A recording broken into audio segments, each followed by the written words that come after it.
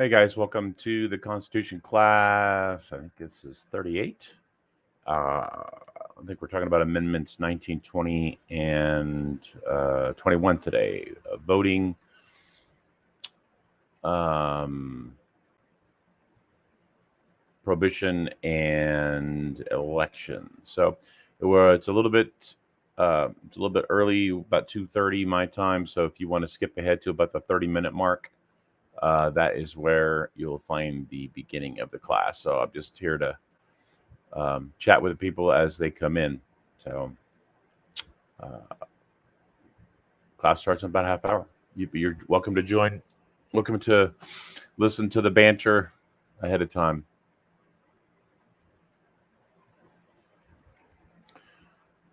Somebody's here.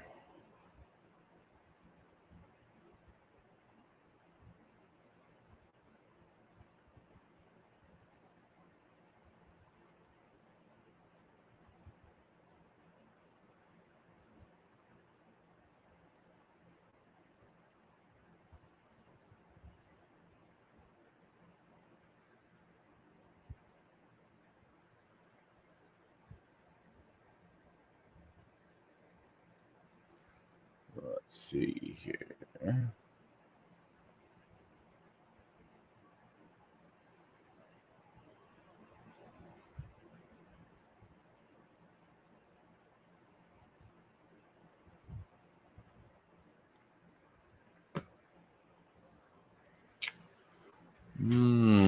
Somebody's here.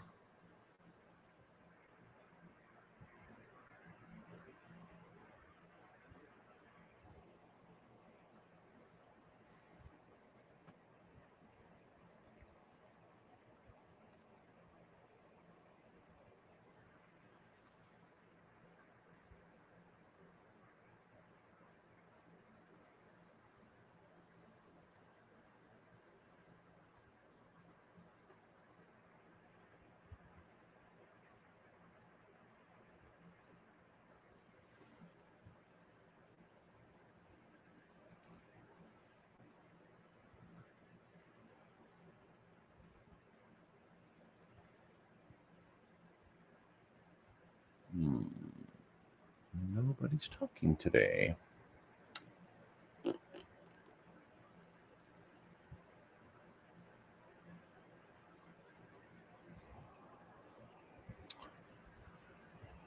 Oh,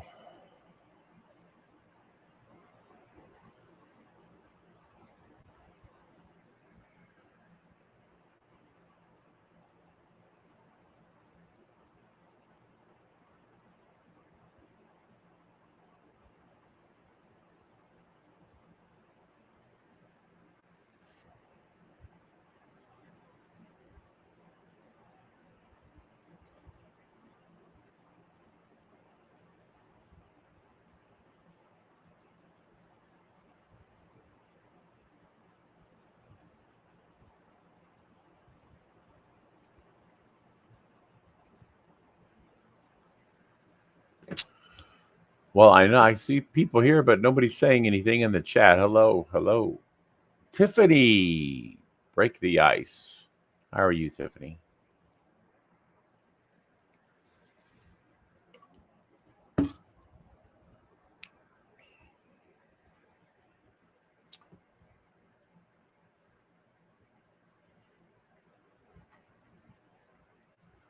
And Tracy, I have not heard anything about Alpha Tracy. I have been reaching out and not had any success in reaching him.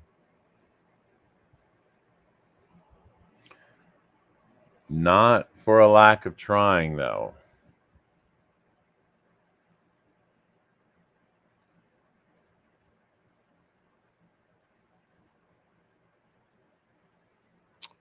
Mm,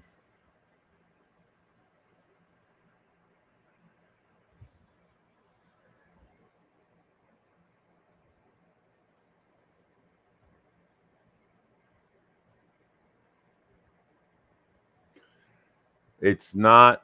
Um, it's not 112, but it's been really warm the last several days. Really warm.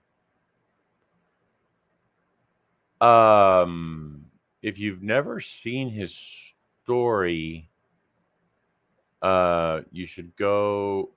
I don't I don't know if he has it on his channel. He was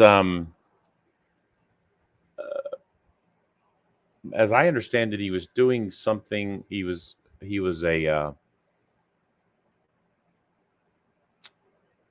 uh he posted something on Twitter, and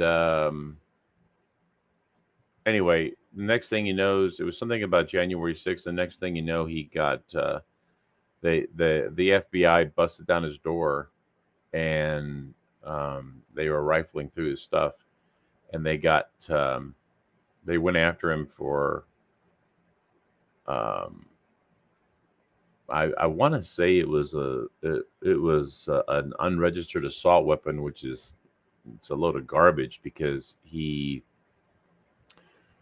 um, he was law enforcement. Everything was above board.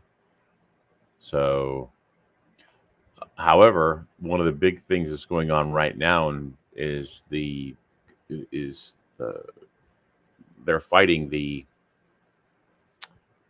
fighting the uh, assault weapons ban in California in court at the federal level, which again I'm not a fan of, but if it helps Alpha, then okay. But still, I don't as much as I detest the state making laws against a specific type of weapon, I do believe the state has the right to do it. As much as I hate saying that. Um, so yeah, but he had court today for that, and I don't exactly know what. Again, I've reached out, but I haven't heard anything from him today. I'm sorry about earlier. Can you hear me? Yeah, I can hear you fine. Oh, okay. I didn't um, just running, just got not late, but just bogged down today. No worries. So, um, man, I'm reading this. I have both of these,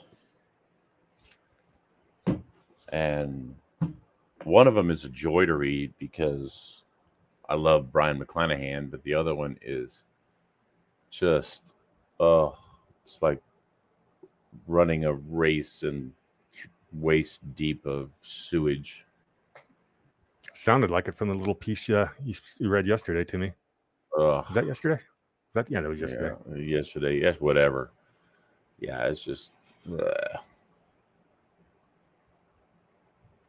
Well, I'm enjoying McClanahan's book quite a bit. It his view of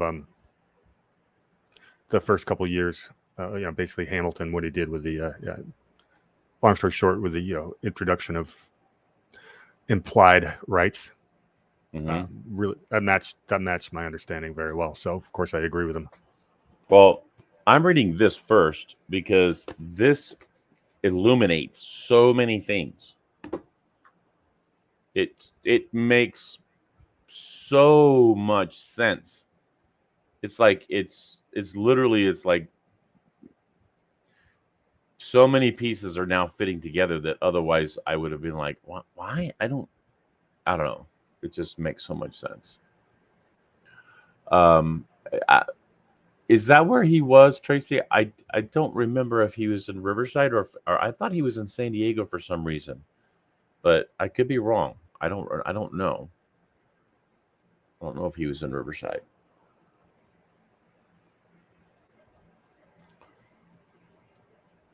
Um,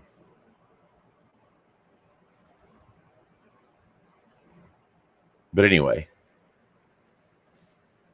so how far into McClanahan's book are you? Probably about 80 pages.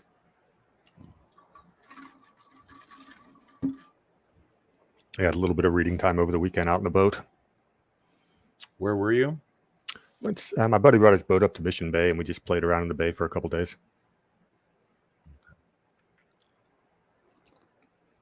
Nice. Fun though. Got a lot of sun. It was a lot cooler in the bay. We had a nice breeze, so it was actually tolerable heat compared to. It's probably the best place to be. Yeah. Chris asked. It was like Chris was asking. He's up near Modesto, and it's 112. And Tracy said it's 105 in Norco. It was the last I checked, the last temperature reading I saw was 101 here. Yeah, we got 90s at the coast, but it's just brutal. I will be very grateful when this heat wave is gone. Not me, man. I love this stuff, but you're also 10 degrees hotter where you are. So it's, yeah, this is not apples to apples. I love it when it's in the 80s here. Well, yeah, I love it when it's in the 80s here. But for us to be in the 80s here, it has to be in the 60s there. Which is 70s. No good. So maybe I'll just solve it and move close. Whereabouts in PA, Monica?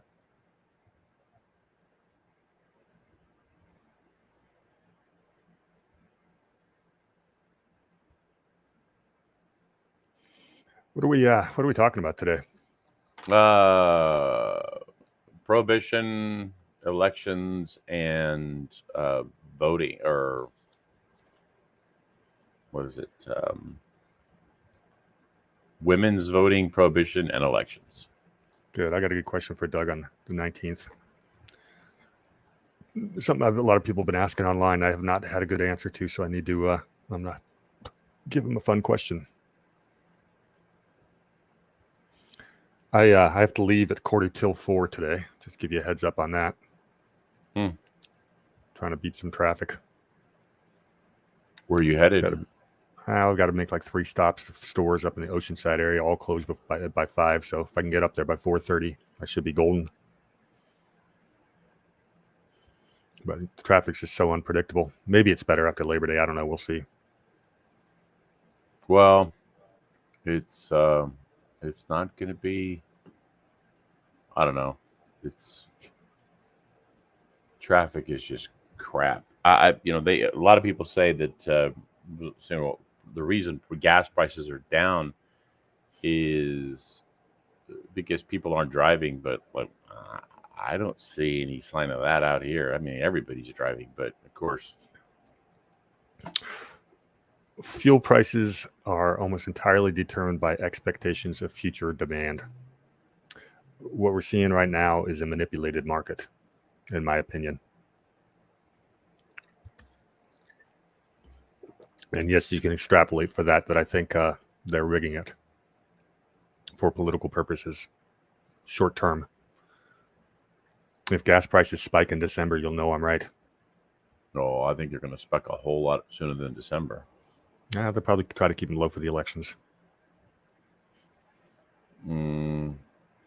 I don't think they're going to. So I'm hearing conflicting things in my sphere. Some people are saying that the elections, the powers that be know that they're not going to be able to rig the elections because the overwhelming. Well, number one, they're being watched. There's a lot more eyeballs. A lot more eyeballs on it. Yeah. I would say probably they're not going to be able to use the same techniques or all the same techniques. And we need to be careful because we're on YouTube. So yes, good reminder. Yeah, they may not be able to use the same techniques that they used in 2020, but I don't think that there's certainly not going to be a surrender on that from that angle. Well, I mean, what I'm hearing is that the powers that be know that they're not going to be able to get the desired outcome because of, even with the manipulation, there's just, I mean, you can't have 150% of the population participate.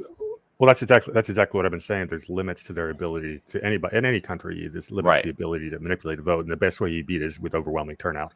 100%. But what I'm saying is that if they know that they can't achieve that, the only way to prevent the outcome that they don't want is to prevent the election from happening. That's a conversation we've been having for a while.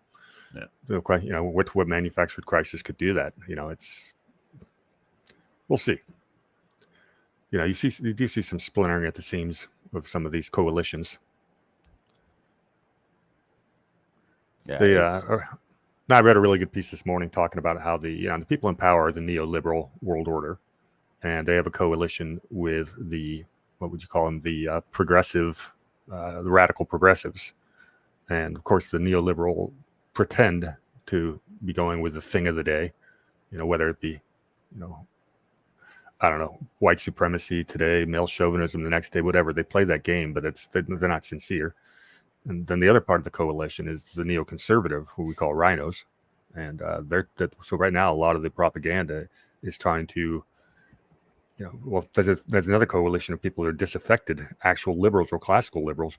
Well, I guess what I would qualify as people that are leaving the Democratic Party and they're not ready to embrace the quote unquote radical MAGA Nazis, which is why they're telling that story. If they can keep those people from turning out, that's really part of the strategy. But if those people say, look, there's a party that actually represents change, we don't like what's going on, and that's where we ought to be reaching across the aisle, is the disaffected Democrats who didn't fall for the BS, because there's a lot of them out there. The Tim Pools of the world need to be voting Republican, and it looks like that's happening to some degree. I agree with that. The question is, will they be motivated, which means turning out hardcore. We had a good piece today that really made the case that the main reason that Hillary lost in 2016 is the Bernie bros would support her. They said, we're not voting. We're not going to do it. Oh, really? Oh, yeah. And you can see that. I'll see if I can find the article again later. I'll send it to you. It was a good one. We'll see if that transpires, Tracy. She's talking about the Operation Bluebeam. Oh yeah. No, I've got alien invasion on my bingo card. That's definitely one of the possibilities.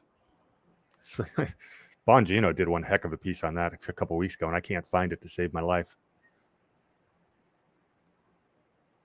Yeah, I was just talking about can't even describe what he was talking about, but it was one of the better pieces from a quote unquote mainstream source you'll ever see on it. And Tucker's been all over the UFOs all year, so I am not going to be shocked if that one turns out to be true. What, the UFOs? All kinds of this. Well, I am not a ufologist, but I know I have a very good friend who is, and he is absolutely convinced that they are real. And I am not necessarily convinced that they are. I tend to think that there may be like super advanced civilizations here somewhere within Earth. But I don't know. I don't know. I had someone made a really good argument of the interdimensional argument that it's not from other galaxies, it's from other dimensions. Right.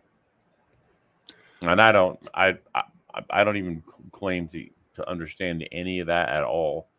I'll just say this, that I am far more open to the idea now than I've ever been. So that's real.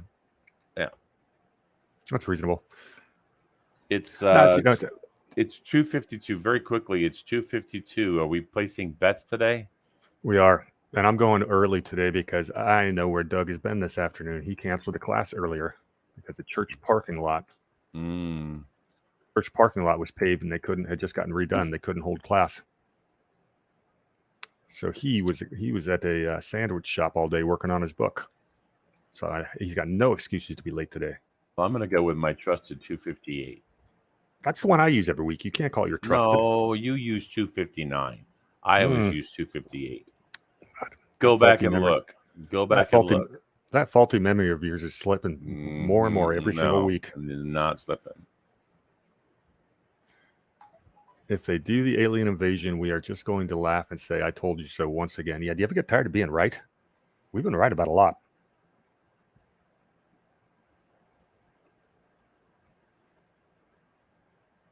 Yeah, we really are.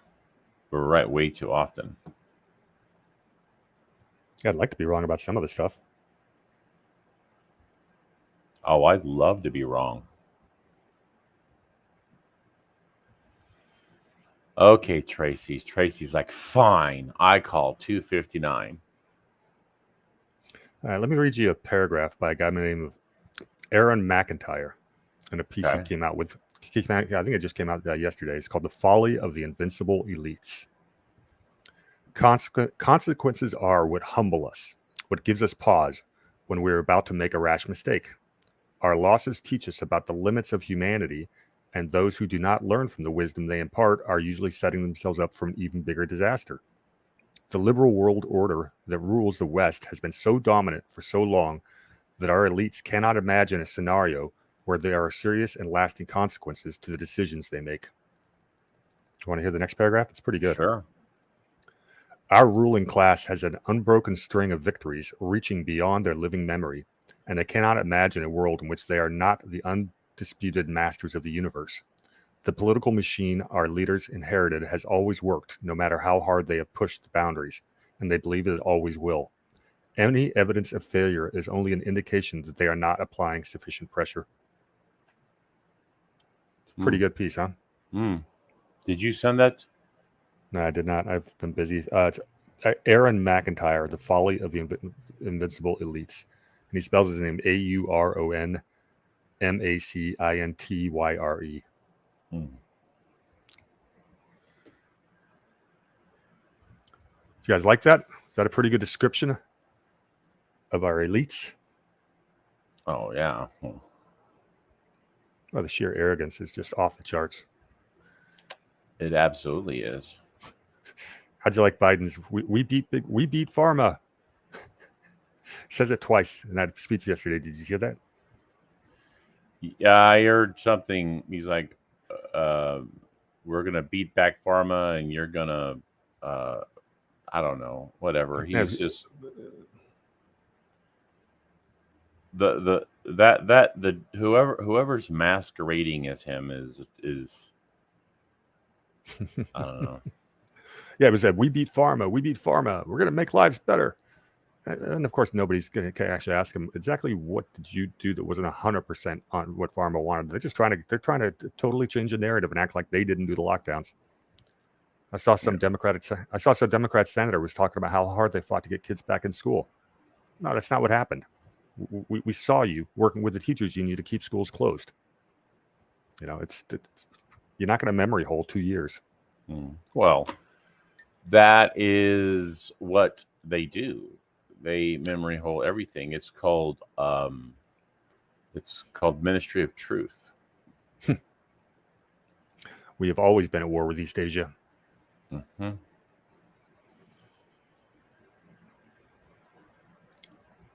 I got to figure every time they do something so rash like that, they lose more and more believers. Well, the thing is that people aren't educated. They have no long-term memory. They have extremely short attention spans, and they only care about.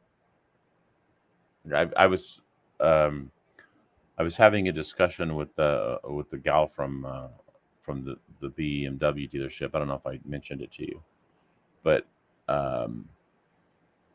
and I just said to her, I said, I don't mean this in a disrespectful way, but your generation really only like things that are important to you are like, who the Kardashians dating, not things of significant importance like, hey, it's what's going on with the currency and what's happening with the stock market and how do I do this? Things that are like significant import. I get it. I get it though. I spent a decade of my life where all I cared about was the box scores. I could spend 12 hours a day reading about baseball or whatever season it was. Well, and that's why that's why I state that. Look, I don't believe that ADD and all, I mean, all these diagnoses that they come out with to justify giving medications to people are legitimate. I think it's if somebody has ADD and then you give them something to do that they have interest in, all of a sudden their ADD goes away because it's interesting to them. When you find things that are interesting to people, they don't have ADD. But so, I contend that most of the time ADD is because they're freaking bored. All right, 257's come and gone, 258 now. And I'm not seeing any evidence of him. He's probably going to be late today. There's no excuse for that.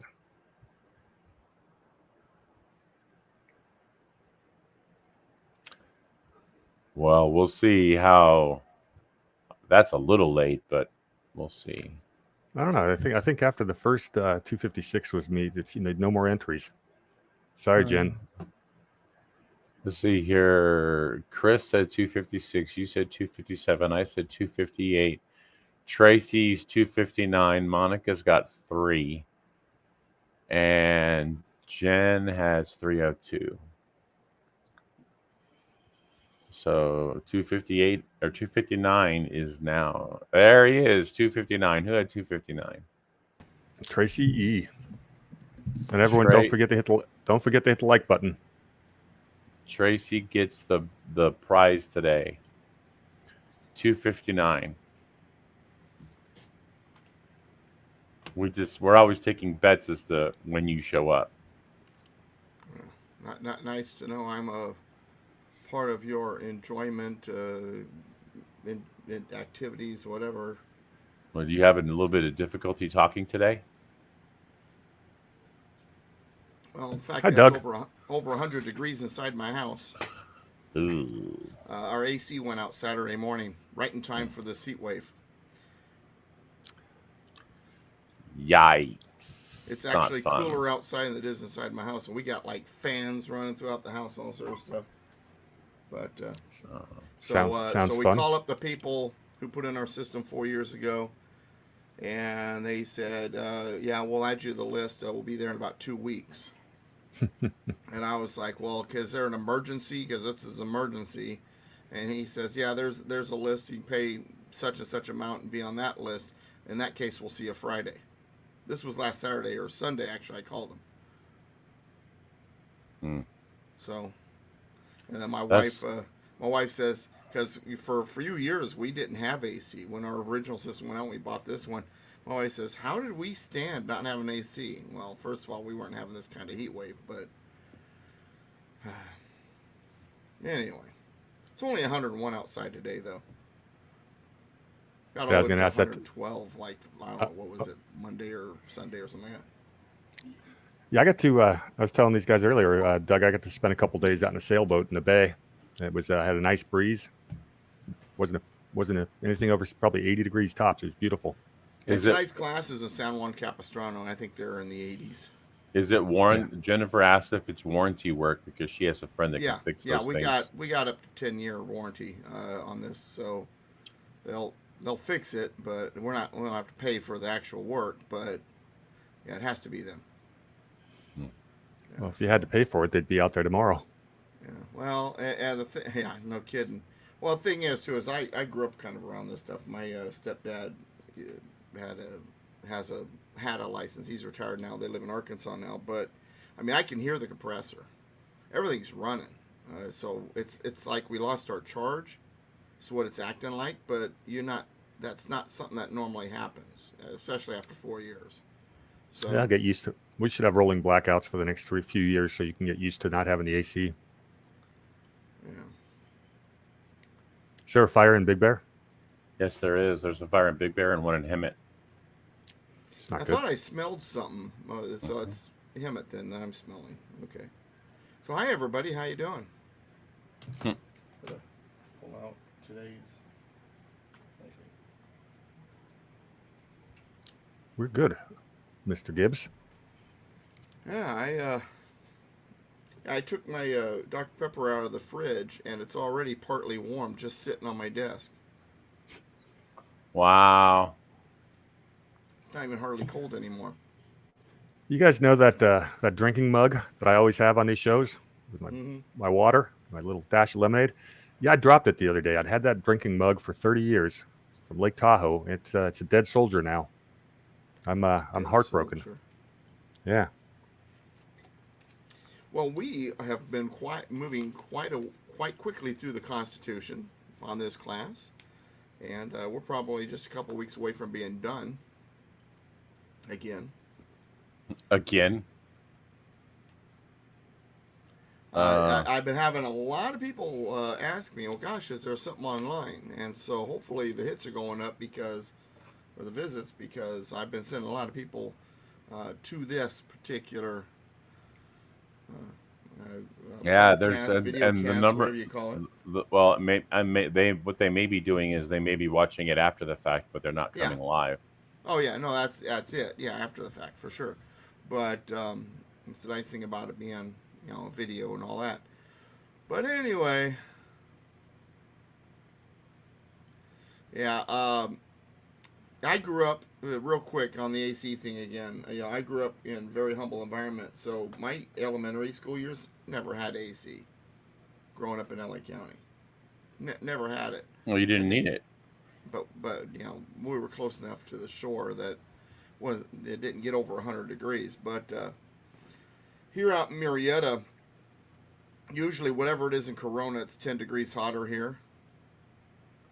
And then whatever it is here, it's probably 10 degrees hotter in Hemet. So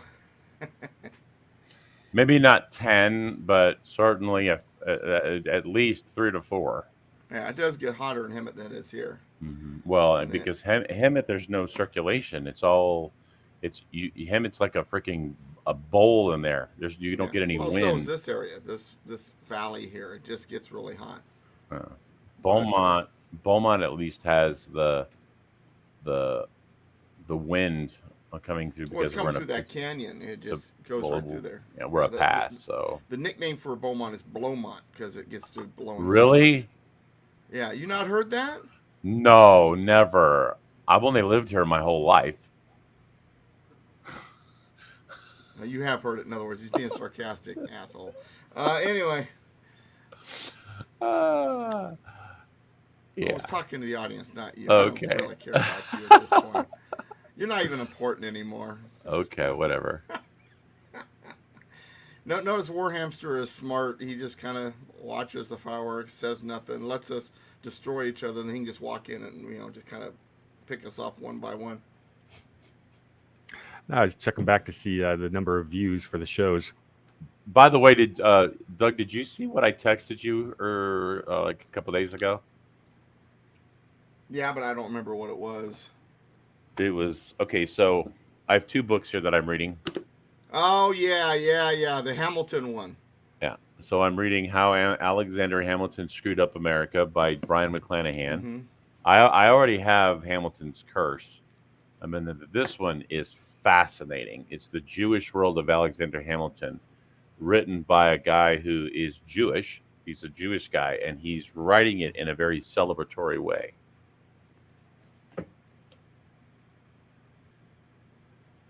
So, yeah, Ron read me a couple of passages. Ron read me a couple of passages of that on the phone, and I can understand his angst. Yeah, it's like trying to walk fluidly in a puddle in a big wade pool full of human waste.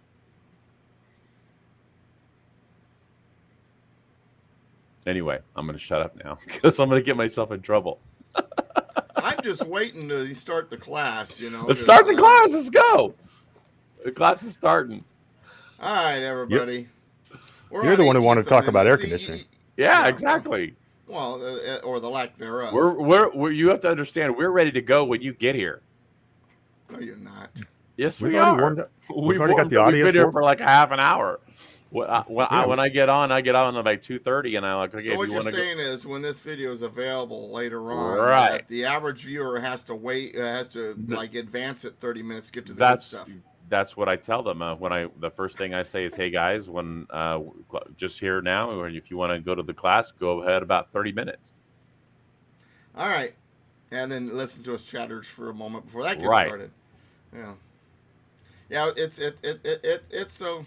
Never mind. I was gonna do a joke, but it'll You're fall just you're flat. you're not feeling too hot. Well, you're not feeling No, I'm too. feeling very hot, but not the kind of hot I want to feel. You're not feeling too great. Yeah. Well, I had to cancel this morning's class too because the Fallbrook class had the church had redone their parking lot, and it's so hot that the parking lot's not ready. It's not. Yeah. But anyway, all right. So 18th Amendment, 18th and 21st Amendment is what we're gonna go through first. For those of you who know a little bit about history, you've heard of Prohibition, and usually when you think of Prohibition, you think of the mob, you think of that kind of stuff, right? Organized crime, and the first thing when I ask people, because I love asking questions that just to prove to people that they don't know as much as they think they do when they kind of get cocky with me or whatever.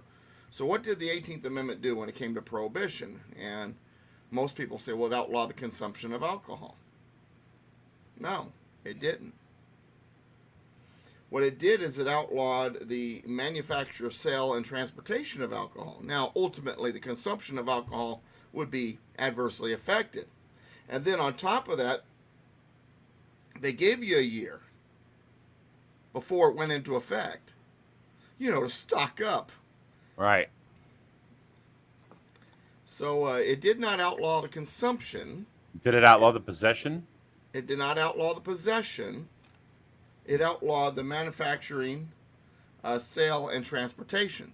So if you wanted to get real technical, if we were neighbors, my house to your house, and Prohibition was going on, and I stocked up on 5 or 6 years worth of alcohol, and you said, well, come on, man, bring some over to my house. We'll have a drink. I couldn't because I would be transporting it. You'd have to come to my house to consume it. It'd have to be consumed on the premises of where it's at. Could not be transported. So, so here is the language in the 18th Amendment. And now, real quick, I said the 18th Amendment and 21st Amendment. 18th Amendment established Prohibition. The 21st Amendment repealed it. The way to remember, that's the way I remember anyway, is at 18 you can't drink, at 21 you can. That's how you remember, 18th and 21st Amendments. So, Amendment 18, Section 1, after 1 year from the ratification of this article, so right there, see, it gives you a year to plan.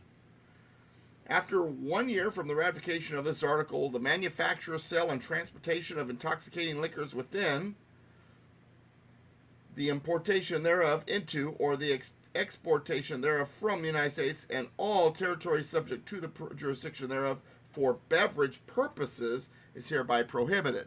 Why for beverage purposes? Well, because there are things like rubbing alcohol and other types of alcohol that is not for beverage purposes, and they wanted to make sure that it was understood the manufacture, sale, and transportation of those liquors was not unlawful. So the manufacture, sale, and transportation of intoxicating liquors for beverage purposes is hereby prohibited. Section 2, the Congress and the several states shall have concurrent power to enforce this article by appropriate legislation. Now, that's an admission that if something is in the Constitution and it's given as authority, it typically goes only to the federal government. They realized that if something is in the Constitution, it doesn't apply to the states, it only applies to the federal government. It doesn't apply to the states unless it says so. So, they said so. The Congress and the several states shall have concurrent power. In other words, they both have the authority to execute, to create these laws and execute those laws, to enforce this article by appropriate legislation. Now, I don't like them saying enforce by appropriate legislation, because legislation is not really supposed to be a way to enforce something. Legislation is law. Law then gets enforced by enforcement agencies. It gets executed by the executive arm of government. Giving a legislature this idea that it's there to enforce things, I think, is a mistake. But nonetheless, that's how it's worded.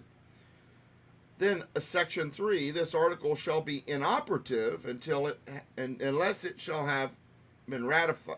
ratified as an amendment to the Constitution by the legislatures of the several states, as provided in the Constitution within 7 years from the date of the submission hereof to the states by the Congress.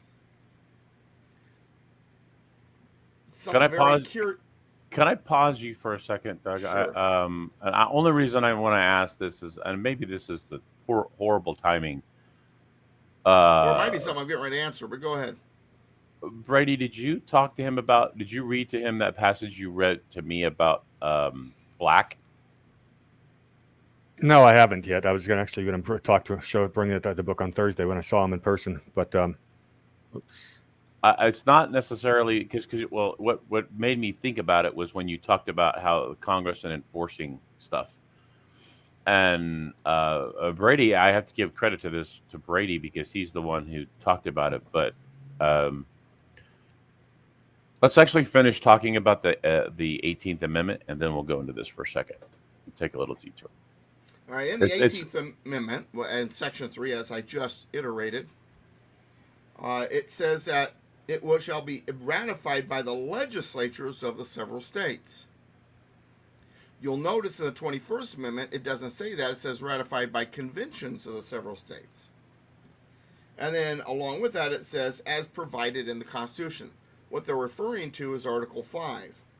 So for those of you who want to go to Article 5, there's something curious that people don't always know is there, and they don't usually notice the difference when it comes to some of these amendments.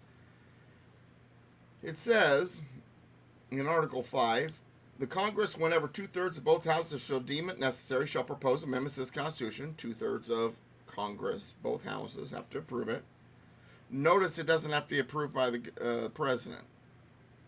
It's all about Congress. The president has nothing to do with the proposal of amendments. Or on application of the legislatures of 2/3 of several states shall call a convention for proposing amendments. So 2/3 of states can get together to propose amendments, just like Congress can. It's one or the other. Which in either case shall be valid to all intents and purposes as part of this Constitution. Here's the part I want you to focus on. When ratified by the legislatures of 3/4 of the several states, or by conventions in 3/4 thereof, as the one or the other mode of ratification may be proposed by the Congress.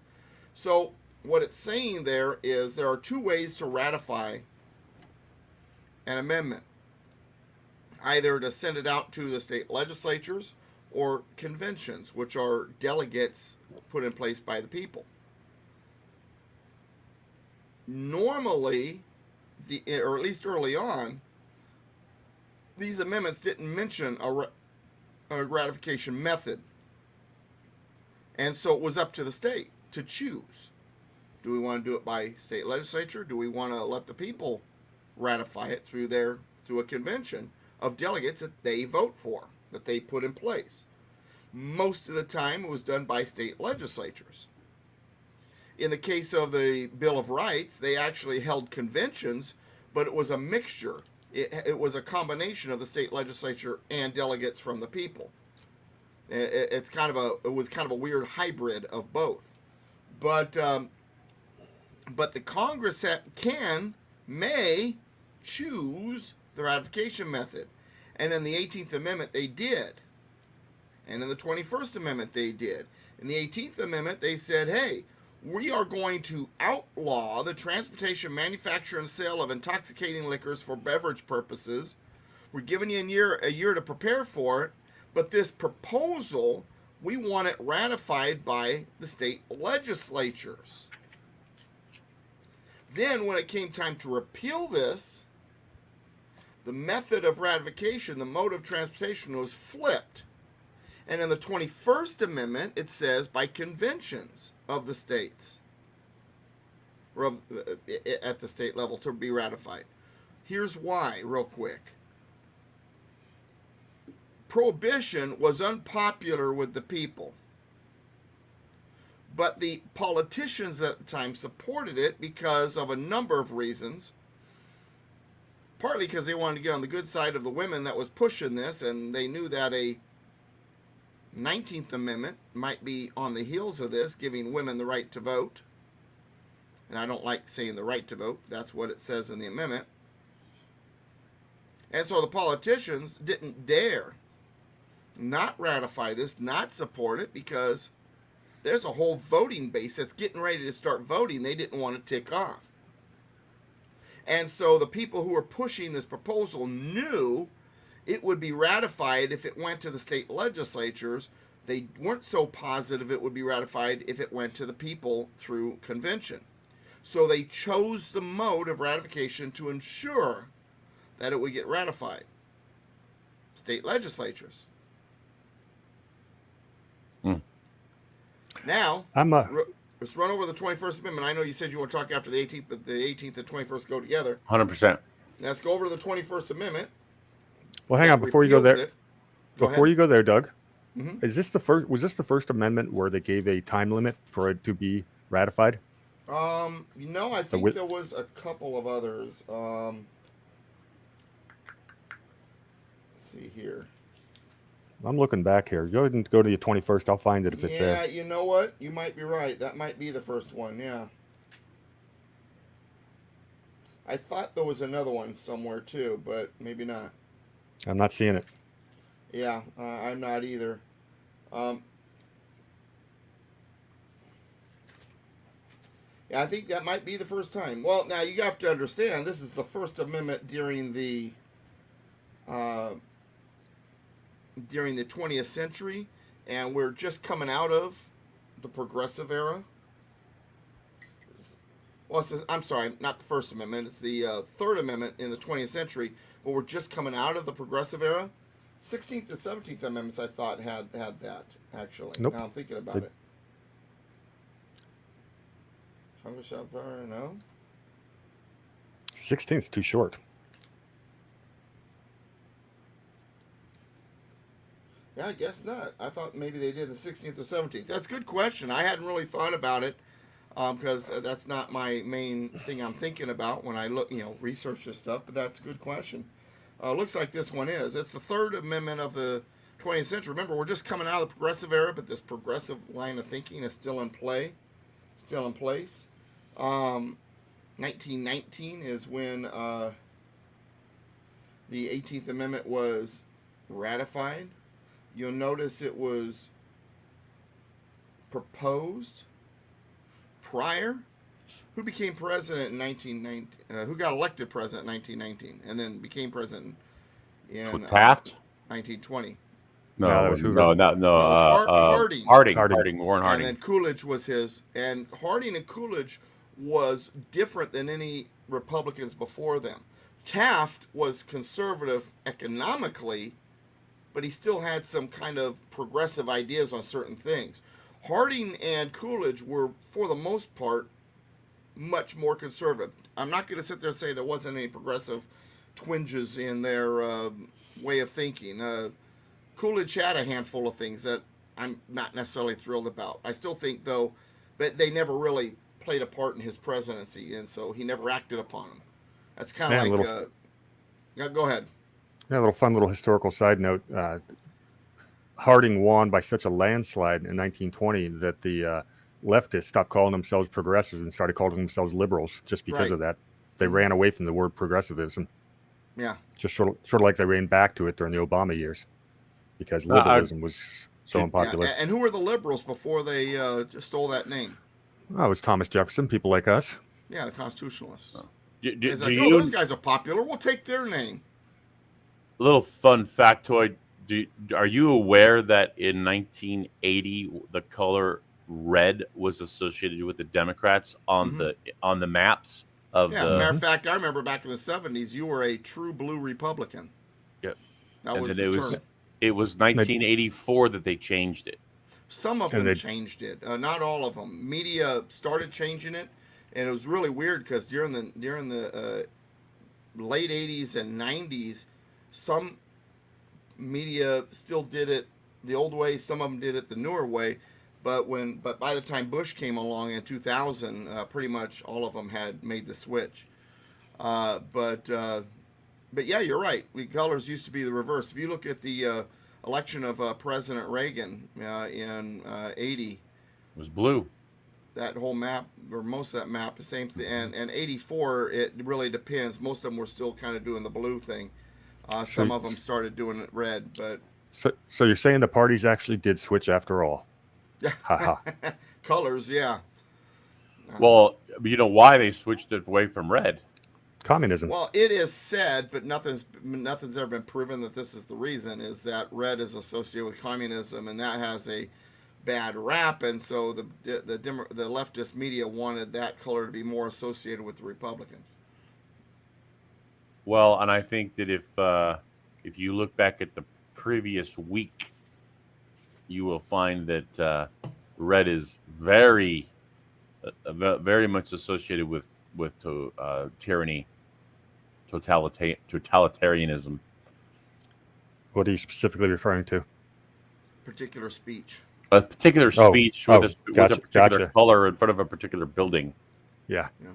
Well, black and red are typically the two colors that are used historically in flags and logos for what has been considered tyrannical systems. The Nazis being one of them that comes to mind. Black and red and yellow also tend to be those colors, but red tends to be associated with tyranny. Historically, even the Roman Empire was big on red, and we can even go back to the redcoats. But nonetheless, I really don't care. It all comes down to constitutionalism, because for me, while I am a registered Republican, I really don't give a hoot about either party as much as I do the Constitution. I'm a constitutionalist first. The only reason why I'm a registered Republican is because more of them agree with me than members of the other party. And I recognize the realization, the reality, should I say, that like it or not, a two-party system is what we naturally do. And replacing the Republican Party ain't going to happen until it collapses or the Democrat Party collapses. We look back in history. History always tells us. History always explains to us. The Whigs weren't able to appear until the Federalist Party was gone. The Republican Party, the new Republican Party, couldn't really appear until the Whigs were gone. When it came to the Democrat Party, it didn't just become a new party. What it did is it infiltrated the Jeffersonian Republicans and took it over. Mm-hmm. And that's the way I think we need to do with the Republican Party, because the apparatus is there, the structure is there. We just need to take it over again. That said, no, that's a really important point, because a lot of people thought Trump should have started a third party, and the more intelligent thing would be, why not just join the Libertarian Party? It took the Libertarian Party 3 decades to finally get on the ballot in all 50 states, and that's a party with something like 12 or 14 million members, and it can't even get on a ballot. So, well, I think it's just, again, working within the system, working within the existing system to affect change in said system. Yeah. The other thing is this: looking at history once again, how do you destroy a party? Because we would love to just destroy the Democrat. How do you destroy it? Well, the way Jefferson did it is he took away their power in the administrative state. When Jefferson became president, he fired half of all federal employees. They were basically tied to the Federalist Party. And when he did that, he completely got rid of the stranglehold that the Federalist Party might have on what we now call today the deep state. And since they had lost the White House, they had lost both houses of Congress, and now they had lost the deep state, all they had to function through was the courts. Now they had packed the courts with Adams' midnight judges, and that's how the leftism kind of stayed alive. But the Federalist Party, once the Federalist Party members that had infiltrated the administrative state were gone, the party fell apart. By the 1820s, they couldn't even win local elections. And they had lost influence, they had lost power, they had lost the inside game. And so, and I know Mr. Trump talked about, firing a lot of people, the first term. If he's smart, if he gets elected in a re-election, or whoever the Republican is, if it's DeSantis or whoever.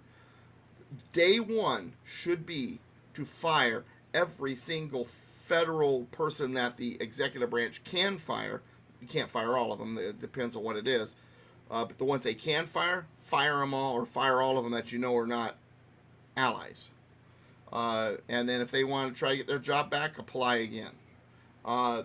That's the way to dismantle the stranglehold that the left has on our system, in my opinion. And I'm willing to bet if that was to happen, the Democrat Party would flounder, if not be destroyed. History always gives us the answers. All we got to do is go back in history. History always shows us the way. Yes, it does. I think the Aliens and Sedition Act had a lot to do with their unpopularity, because that absolutely. Tyranny never flies. Jefferson hammered on it. Not only that, but he also hammered on the Whiskey Rebellion, even though it was years later. Whiskey Rebellion goes all the way back to George Washington, like 1791, 1794, I think, when it finally became a big deal, and it wound up with actually fighting. And the Federalist Party was proved, Hamiltonians, Hamilton was the Treasury Secretary, that they were about bigger taxes. So Jefferson said, hey, we're not those guys. We believe in no taxes. The first thing he did when he became president, because see that alcohol tax that the Whiskey Rebellion was about, a part of it was still in place. Not the part that hit Western Pennsylvania on the lower grade whiskey, but all other alcohol taxes were in place. Jefferson made sure all federal taxes were gone, except for that to the states, paying budget, the income tax to the states, and tariffs. That was it. He got rid of all the other federal taxes. And he promised that. And so between taxation and the Sedition Act, the Federalist Party didn't have a leg to stand on. Now, the question is, back then, even though there was, I'm sure, some type of attempts at fraud in the elections, because that's what the left does, they didn't have the kind of technology and tools available to them they got today. So we're definitely up against a Leviathan that will be more difficult to slay, partly because the tools they have available to them.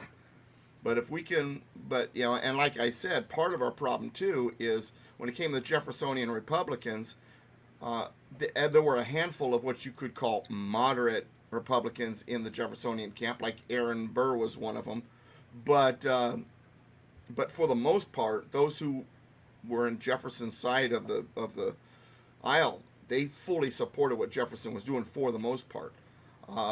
And we've got part of our problem with the Republican Party is there is a wing of the Republican Party that is Democrat light that we've got to somehow get rid of if we want to save that party.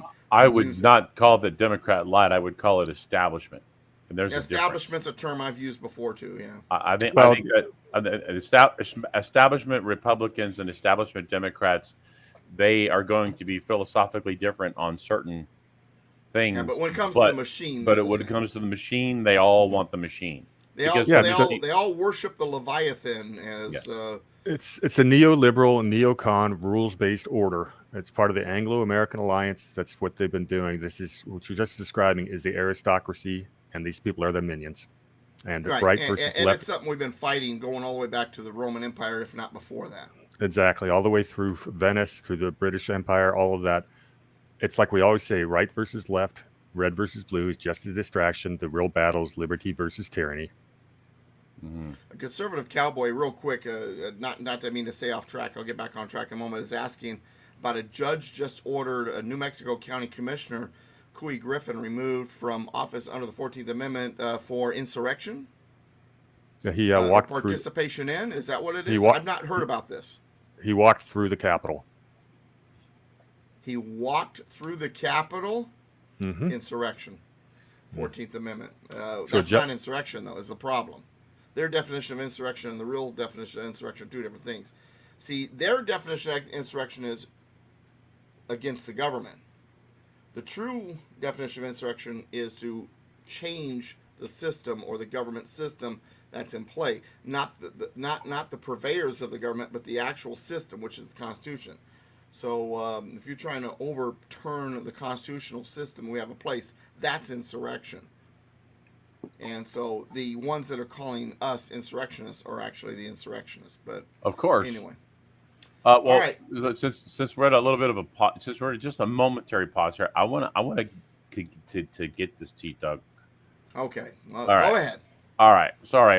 This was like He's been chomping at the bit all I this have time, been. just I waiting. wanted to do it before class started, is what I really wanted to do, because it is a little bit of an interruption, but it kind of goes back to the argument, we talked about with the Second Amendment and Roe v. Wade, where, about the states and the federal government imposing. And this is said it would be Enumeration doctrine, maybe. sort of. Okay. Yes. Okay. All right. So it would be unfair, however, to lay the entire burden of unconstitutional government at Hamilton's feet. He had help, particularly from the United States Supreme Court.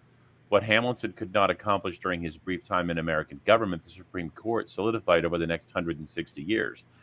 The homespun John Marshall, the constitutional scholar Joseph Story, and the populist Hugo Black completed Hamilton's nationalist vision. They were complicit participants in distorting the American founding.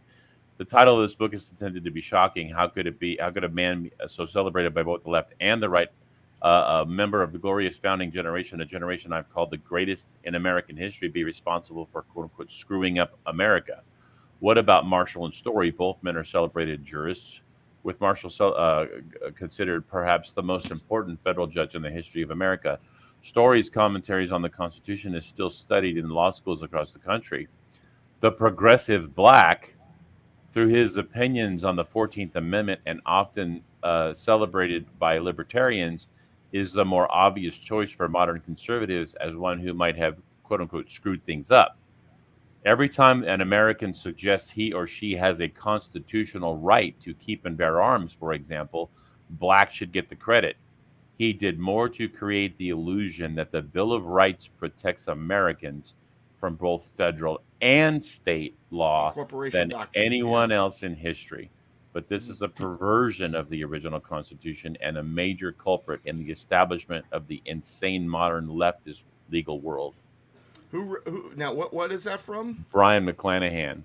Yeah, I thought the passage. That what you just read nailed it so well. I was like, hell, I could have written that. Yeah, Doug, I thought the passage was so good. I called Ron to read it. He called me to read it, and so I read it to you. Yeah. No, that nails it. And I will say this: Hamilton, Marshall, Story, and Hugo Black. The first three have their own chapter in my book, The 7 Worst Constitutional Liars. So just saying, Hugo Black, while horrid and definitely one of the main culprits behind the incorporation of the Bill of Rights of the states, which McClanahan definitely recognizes as being a bad thing as well, definitely probably is among the worst constitutional liars in the history of this country. But he wasn't of the 7, and I didn't want to go beyond 7 because, well, I only had so much time to write the book. But, you only had 7. He probably would. I would say he might be in the top 10 list. Right. But real quick. Very good. But yeah, no, Story, Marshall, and Hamilton definitely. And a lot of people were surprised with Story. A lot of people like to refer to his commentaries on the Constitution as if they're legitimate and good. And while there's a handful of things he does get right, it's a handful. For the most part, he just carries on the John Marshall opinion of federal supremacy regardless of authority. All 4 of those people that are mentioned there spit all over, number 1, in the enumeration doctrine, which is the idea that the federal government only has the authorities granted to it. And then the case of Story and Hugo Black, the incorporation of the Bill of Rights of the States. And what's interesting about the incorporation of the Bill of Rights of the States is Hamilton actually, in one of his Federalist papers, actually argues against such an idea. So that is interesting. That's really the gist of what the main beginning portion of the book is. He talked about how when Hamilton was in Philadelphia, the convention, he was arguing for this monarchy, and when it didn't pass through, he became the leading proponent through the Federalist Papers, although nobody really knew that he was the one who wrote them at the time. And he basically ushered in that, tried to push really hard in the New York convention at Poughkeepsie, and it's just the opposite. He basically argued the opposite side, and then his actions show you where he really felt. But hey, Doug, real quick, I've got to leave at 3:45, and I've got a 19th Amendment question I want to get answered. So Okay. Can you get to that in 8 minutes? Well, I think real quick, let's read the 21st Amendment and wrap that up, and then we'll get to the 19th Amendment. So 21st Amendment, the 18th article of amendment to the Constitution of the United States is hereby repealed. Pretty clear. The transportation and importation into any state, territory, or possession of the United States for delivery or use therein of intoxicating liquors in violation of the laws thereof is hereby prohibited. In other words, all these laws now are prohibited. They're gone. This article shall be inoperative until it shall have been ratified as an amendment to the Constitution by conventions in the several states. Remember, I talked about that. State legislatures to get it in play. But who wanted to get rid of it more than anybody? The people. So who do you have ratify it? Their delegates at a convention at the state level. And that way you make sure it gets repealed. As provided in the Constitution within 7 years from the date of the submission hereof to the states by the Congress. So they go hand in hand. Now, real quick, side note, so when someone says, well, how many amendments in the Constitution? You can say, well, 27, because the last one's the 27th Amendment. But really, we don't have 27, we have 25, because the 18th and the 21st cancel each other out. All right, 19th Amendment. Let me read it, and then, Warhamster, you ask your question. Okay. The right of citizens of the United States. Now, I say voting is a privilege. It's a privilege of citizenship. However, the terminology used regarding voting throughout the Constitution, anything has to do with a vote, starting with the 15th Amendment, it calls it a right. The right of the citizens of the United States to vote shall not be denied or abridged by the United States, that's the federal government, or by any state. So also state laws are included here on account of sex. Now, Congress shall have power to enforce this article by appropriate legislation. Now, before you ask a question, Warhamster, let me say this. There's a misnomer about women voting. Women did vote before the 19th Amendment. Here's what happened. Here's what happened, though. 10 of the original 13 states allowed women to vote, but they needed to be owners of property. Originally, before the Constitution, when they said owners of property, they meant real estate. But when the Constitution, about the time the Constitution was ratified, the states also changed their laws to include personal belongings, items. Now, if you, like, for example, had items that you own, not just real estate, that added up to like $50 or more, you could vote. And it says all inhabitants in 10 of the 13 state constitutions at that time. So women were allowed to vote, and usually it was single women. Married women, they saw that as a union, and so a couple got one vote, and the man was the representative of that union. But single women, they were an individual, they were not a part of a union, so therefore they were able, if they could meet the requirements, to vote. What happened is during the 1820s, women started to get politically involved. Things like the temperance movement. Well, I don't know about you, but if a woman's going to try to take away a man's drink, he's going to be a little bothered. And so we began to see these laws start popping up, not allowing women to vote in a lot of places that didn't exist before because the men were threatened. By the time you get to the 14th Amendment, when you read it, it's talking about the men. It goes out of its way to talk about men being able to vote in Section 2. And but now that said, out in the frontier, women were voting. Because when you start heading off the frontier, men side by side trying to survive in a tough environment, women were seen very differently than in the cities, especially the Puritan background cities of the Northeast. And so women did tend to vote and even sometimes hold office, like, in local townships in the frontier. So that is what I've got to say. Warhamster, ask your question. Well, you answered about 98% of it already. Okay. Yeah, my question this came up in a conversation recently with someone who's going off and repeal the 19th because women are too emotional. It's a totally sidebar argument, but I go, it's interesting. But you amend a document to change it.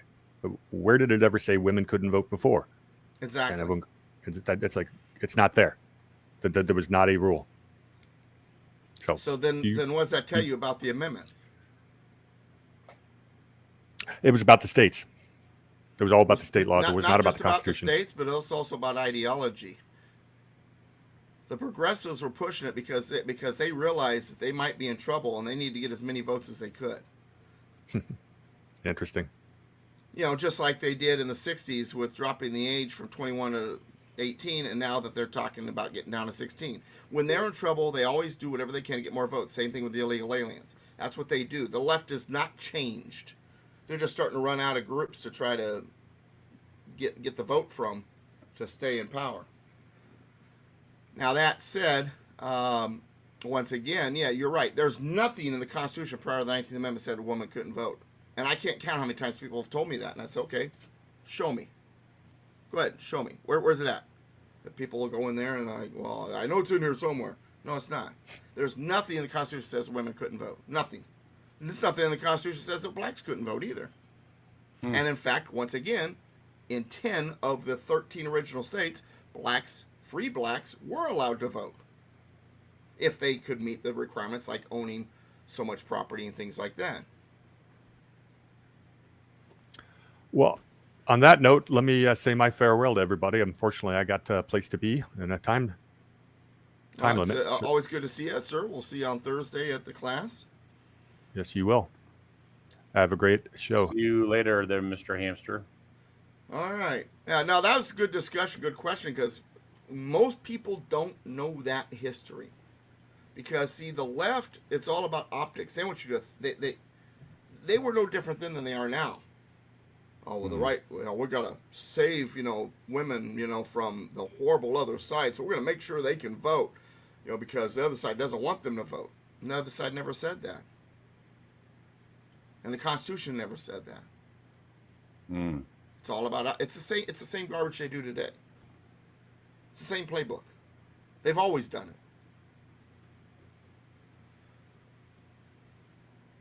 Always. Yeah. Sorry, I'm multitasking. Well, yeah, but I think you enjoy these because you've dipped into history enough now. A lot of it's starting to connect that you may not have connected before. You're going, yeah, huh? Oh no, I'm always connecting new dots. Always. Yeah. It's funny too because I am too. I'm always learning things. I'm a forever student. And I will tell you guys, even though everybody says I'm an expert on the Constitution and I know my history, I'm still learning stuff. Sometimes though, it's not necessarily correcting me. It's helping me better explain things. Or something being deeper than I realized it was. It's like the militia. I've gotten more into talking about the militia lately because I've come to understand things about the militia that I knew before, but I didn't really realize how deep it went. And by doing that, sometimes there are certain passages in the Constitution that are opening up to me in ways I'm going, I knew, but yet I didn't really fully grasp. I'll give you an example, real quick, side note. Second Amendment. It says that the well-regulated militia is what? Necessary to the security of a free state, okay? And you've heard me talk about it. It's necessary. It's not just recommended. It's necessary to the security of a free state. And on the surface, what that means is if the state is not free, we need to secure that freedom. We need to be armed. And the first thing comes to mind is that means we need to shoot the opposition. And that is a part of what that means. That's accurate. But it goes even deeper. See, if we go back to Article 1, Section 8, which you've heard me talk about, and it says that Congress shall have the power to call up the militia to execute the laws of the Union. Well, now let's break that down. If the militia is executing the laws of the Union, then who's not supposed to? All of these federal agencies. Which is really a standing army in its own right. So when they said the security of a free state, it goes beyond just being armed to shoot at the opposition. It's being armed so that you can be a part of, as the militia, a part of executing any federal laws. Now, if you're executing federal laws, it's your job, and you're working with the county sheriff because he's the local leader of the local county militia, and he says that's unconstitutional, we're not going to execute it, what does that mean? That means that unconstitutional, tyrannical laws by the federal government won't be imposed on the people in the states. Or in that specific county. Or in that specific county. Because the people are the militia, and the sheriff, if he's an honest constitutionalist, can say, no, we're not executing it. And so that's a guard against the tyranny against the state. In other words, it's security of a free state. You say that, and it brings to mind a conversation that I had. I did an interview with Jim Willey. I've done a couple with him over the past about 3 weeks, and I think it was the one in the middle of August when he talked about DHS,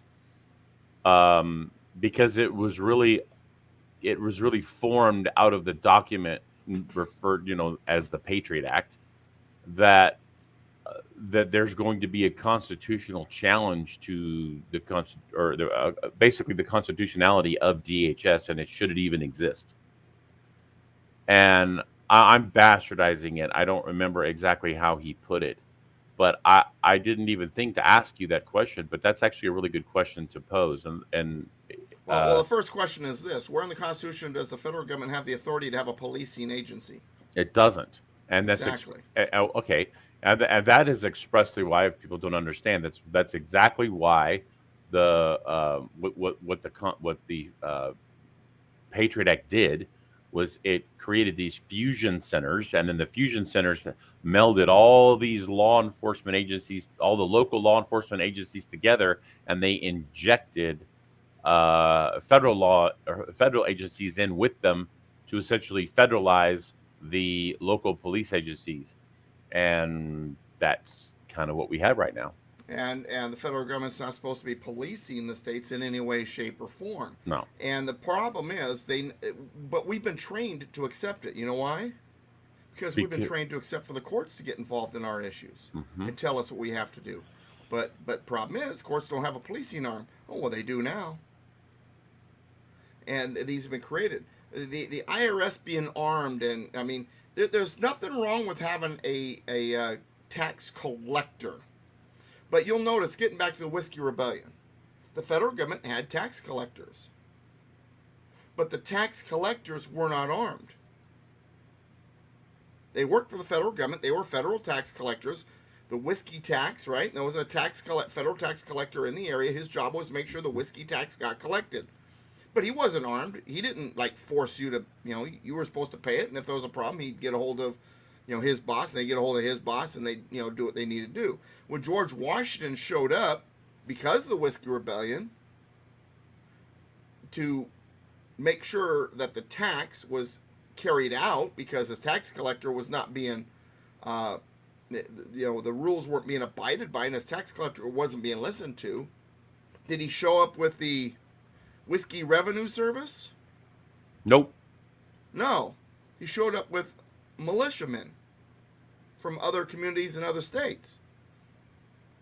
Because which I find, which is exactly why ATF, alcohol, tobacco, and firearms, they are treasury agents. Yeah. Essentially. Yeah, but that policing of going in there with armed personnel representing the federal government, it's not in there. That's what the militia is for. And the militia, once again, if you gotta, this is where the ratifying convention debates are very important. And one of my students in one of my classes, a guy named Todd, is reading the Virginia ratification debates. I tell anybody, if you want to read at just one of them, read Virginia. It's the best one. And in the Virginia ratification debates, they talk about the militia and how the militia is the guard against a standing army. And they don't just mean a standing military army. They mean any standing army, because the militia is the ones that execute the laws of the Union.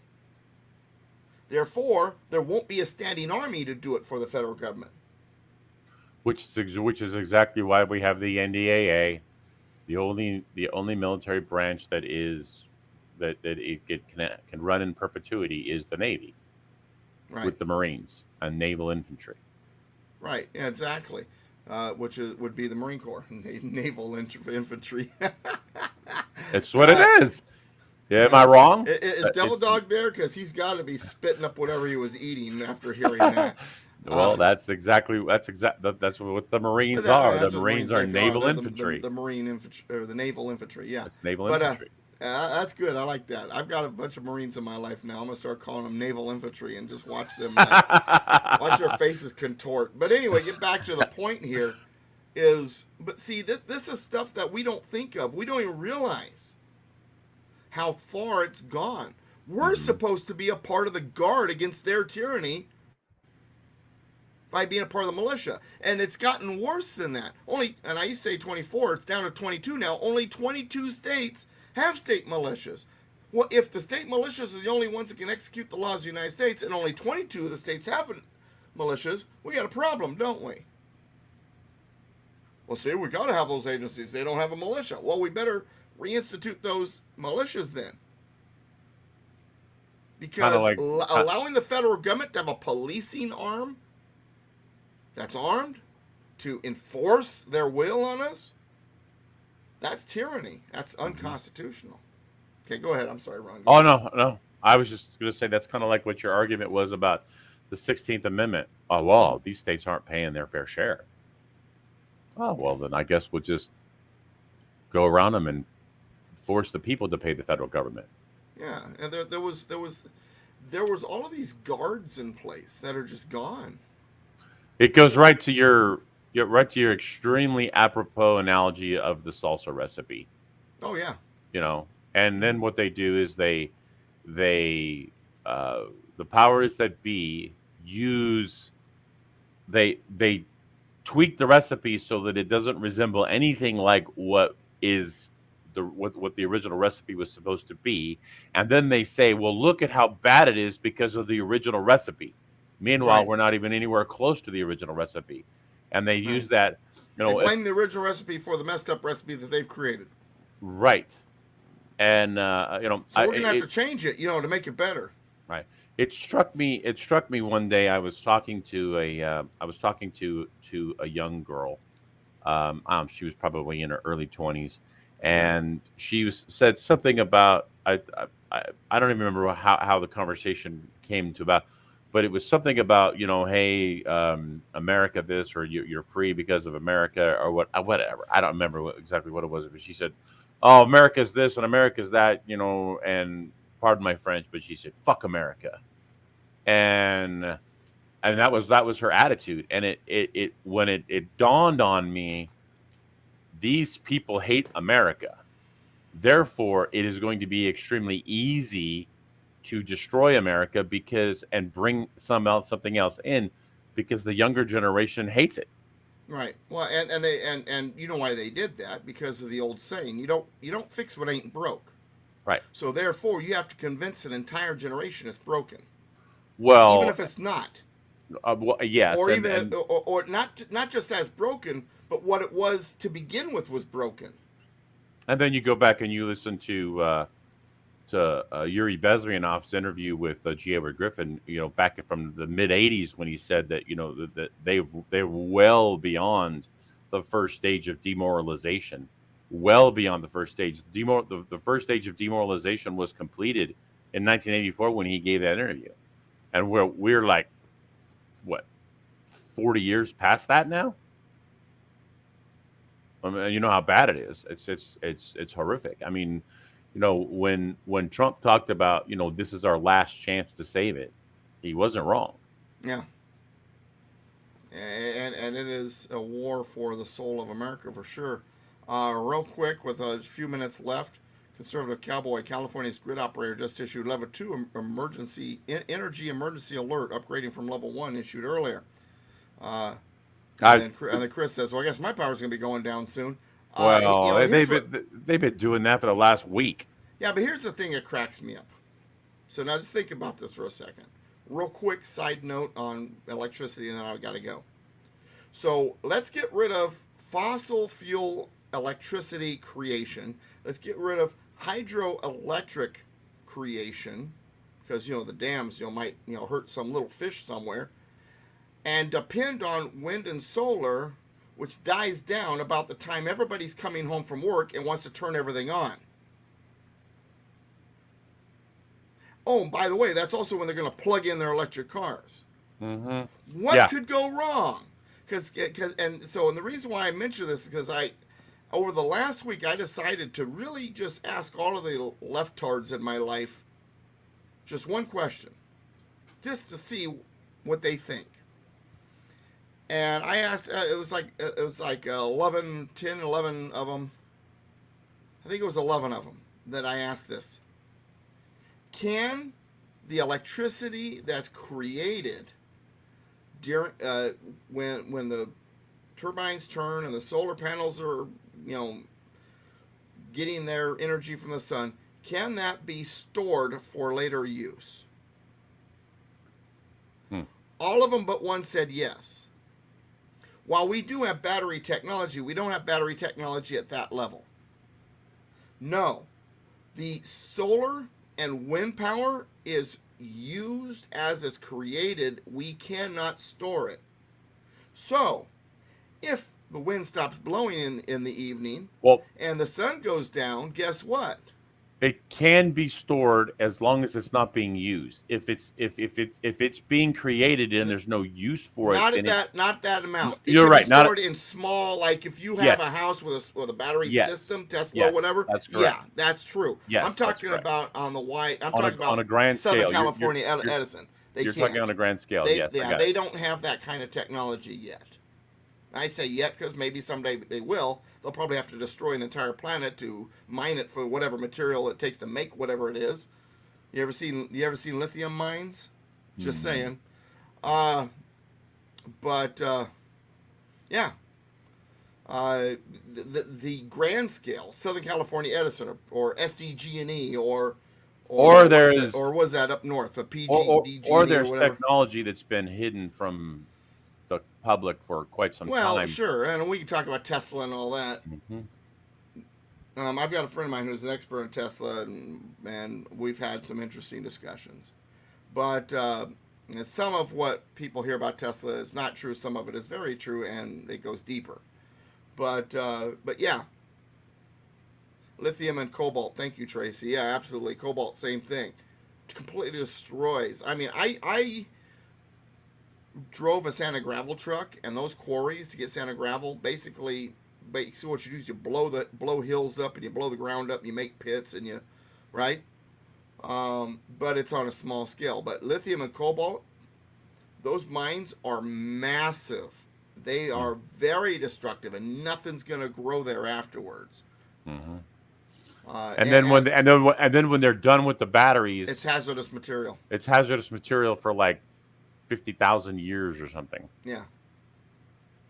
And then we're saving the environment. We also don't have enough silver for what we need to do with all this. We're saving the environment though. But we're saving the environment. Chance, how late am I? All right, well, we're about done. Hi, Chance. But anyway, that's just a final word. So we'll get in the 20th Amendment next week. So that'll push the end date back 1 week. I figure we have this week, next week, but 20th Amendment next week, and we'll probably get into the 22nd, maybe also, but maybe the 23rd. But 24th, 25th, 26th, 27th would be the following week for sure. The 25th takes a while to get through, but all the rest of them go really fast. But anyway. And then afterwards, what we're going to do is we're just going to kind of have a couple of we're going to have to do 2 or 3 weeks. We're just going to be free flow, where ask your questions, all answered. Ask your questions. So no topic is we're just going to let it go. Like it's just we'll have obviously boundaries, but it's going to be basically any constitutional question, not really. No, it's just free form.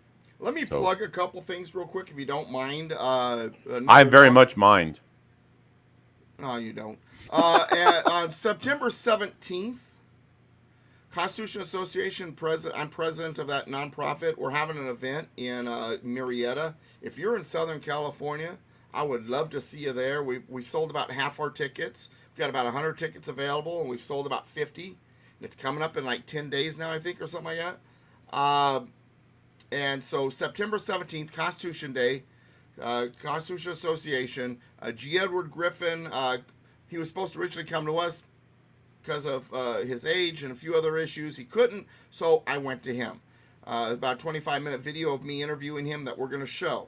Then Ruth Weiss from the Election Integrity Project California is going to be there to speak. Nathan Duell from Heritage Action, and which is part of the Heritage Foundation, but Heritage Action is their 501c4. So he wants me to say Heritage Action because they can talk more about politics with that. And then Alan Myers on Women of the Revolution. Of course, you'll get to see me, and I will have a few words to say. We will have not only an autographed copy of The Creature from Jekyll Island up for opportunity drawing, but I also have a picture of him signing it to go along with it. Full Cool picture, color picture. And we're gonna have a few other things. I've got a 1828 Webster's Dictionary that'll be available to win. Nice Constitution, Declaration, Articles of Confederation set. I've got an ammo box I've ordered. Hopefully I get it in time. Stuff like that with We the People on it. So it's gonna be a lot of fun. The other thing I want to plug, it's a little bit sooner. Well, it's actually the day after. The day after that, on Sunday the 18th. A bunch of candidates are going to be speaking at something called Remembering America's Winning Spirit event out in Covina. I don't have the address. You got to RSVP to get it. And I'll give you the info on how to do that in a minute. So Brian Dolly, who's running for governor of California, is going to be there to speak. Angela Jacobs, who's running for California lieutenant governor, is going to be there to speak. Nathan Hockman, candidate for California Attorney General. Lan Hee Chin, who's going to be doing it by video, State Controller. Jack Guerrero, candidate for California State Treasurer, is going to be there to speak. And then Vincent Tsai, who's the candidate for the California State Senate District number 22. A guy named Lauren Spivak, who's an author, and I've met him. He's a friend. We kind of become friends over the years. He gives a great presentation, and then my favorite speaker on that list, me. So with all these people, I'm on there too, and actually a couple of them are looking forward to meeting me. I'm pretty jazzed that these candidates actually know who I am and want to meet me. But September 18th, 1:30, West Covina. Location will be provided once you RSVP. You can RSVP either, it's 65 per person, 25 for students. To RSVP, ms.californiacities@gmail.com. MS, as in like Ms. ms.californiacities@gmail.com. So I wanted to plug that too. I'm very jazzed about being a part of that event. It's the day after Constitution Association event in Murrieta. This one's in West Covina, so it's up there getting closer to LA and all that. So for those of you who are in San Bernardino County and Western Inland Empire and LA area and all that, that event will be closer to you guys. Sunday, September 18th, 1:30 to 4:30. All right, so now that I've plug one more thing.